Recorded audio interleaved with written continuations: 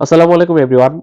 BPL এর পরপর ২ ম্যাচে ২ টাতে হেরে খুব বাজে একটা অবস্থানে আছে সিলেট টাইটান্স দল। তার উপর ৫ ম্যাচের ৩ টাতেই হেরেছে। ২ জয়ে ৪ পয়েন্ট নিয়ে পয়েন্ট টেবিলের ৪ নম্বরে আছে সিলেট টাইটান্স দল। লিগ পর্বের ১০ ম্যাচের অর্ধেক ৫টি ম্যাচ তারা খেলে ফেলেছে। এখন বাকি ৫ ম্যাচে কিন্তু তাদের আ ৩ টাতে কমপক্ষে জয়লাভ করতে হবে প্লে অফে কোয়ালিফাই করতে হলে। এমত অবস্থায় দলের শক্তি বাড়াতে এবং মিডল অর্ডারের ভরসা হতে দলের সাথে জয়েন করেছে বহুল প্রতীক্ষিত ইংলিশ ৩৮ বছর বয়সী অলরাউন্ডার মঈন আলী। সভাপতি এই দলের সবচাইতে সিনিয়র এবং সবচাইতে বড় তারকা ক্রিকেটারটা হচ্ছে এই মঈন আলী। মঈন আলীর জন্য অনেকদিন যাবতীয় অপেক্ষা ছিল।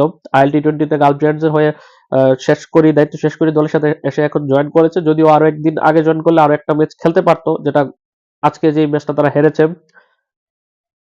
আইএল টি-20 তে গালফ জায়ান্টসের হয়ে ৯টা ম্যাচ খেলেছে, যেখানে ২৫১ রান করেছে, ২৭ এভারেজ, ১২০ স্ট্রাইক রেটে, ২টা 50 দেখা সে পেয়েছে।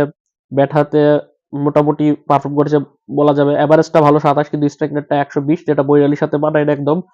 আর বোলিং এর কথা বললে ৭ ইনিংসে বল করে মাত্র ২টা উইকেট শিকার করেছে ৭.৩৩ মিনিটে। তবে সেটা বিপিএল এর যেভাবে স্পিন ধরছে সেই হিসাব করলে মঈন আলী বিপিএল এ ভালো করবে, যেটা আইএল টি-20 তে করে দেখাতে পারেনি। আর অন্যদিকে বিপিএল এও কিন্তু মঈন আলীর ভালো পারফরমেন্স রেকর্ড আছে। প্রথমবার বিপিএল খেলেছিল ২০১২-১৩-তে, তারপর লম্বা এক বিরতির পর ১০ বছরের বিরতির পর ২০২২ সালে বিপিএল এ কুমিল্লা ভিক্টোরিয়ান্সের মাধ্যমে তার প্রত্যাবর্তন ঘটে। তারপর টানা ৩টা আসর ২০২২, ২৩, ২৪ অল্প অল্প করে ম্যাচ খেলেছে কুমিল্লা ভিক্টোরিয়ান্সের হয়ে। গত বিপিএল এ ২০২৫-এ কুমিল্লা ছিল না বলে তার আশা হয়নি। এবছর সে খেলবে সিলেটে তার শ্বশুরবাড়ির দলের হয়ে, সিলেট টাইটান্সের হয়ে। এখন মঈন আলী বিপিএল এর বাকি অংশে দলের সাথে থাকবে। মঈন আলী দলের সাথে জয়েন করাতে তো একটা প্লাস পয়েন্ট তো হচ্ছেই, দলের মিডল অর্ডারের ব্যাটিং শক্তিটা বাড়ছে, পাশাপাশি বোলিং এ ৩-৪ ওভার করার মতো ভালো সক্ষমতা আছে মঈন আলীর, এবং বাংলাদেশের কন্ডিশনে মঈন আলীর স্পিন ভালোই ধরবে।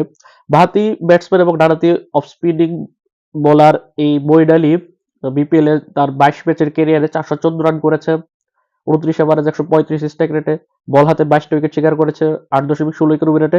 তাই বিপিএল এ কিন্তু তার রেকর্ডটা ভালোই। একদিক দিয়ে সাইব আইয়ুব দলের অন্যতম একটা বড় তারকা, পাকিস্তান সিরিজ খেলতে চলে গেছে শ্রীলঙ্কার বিপক্ষে সিরিজটা খেলতে।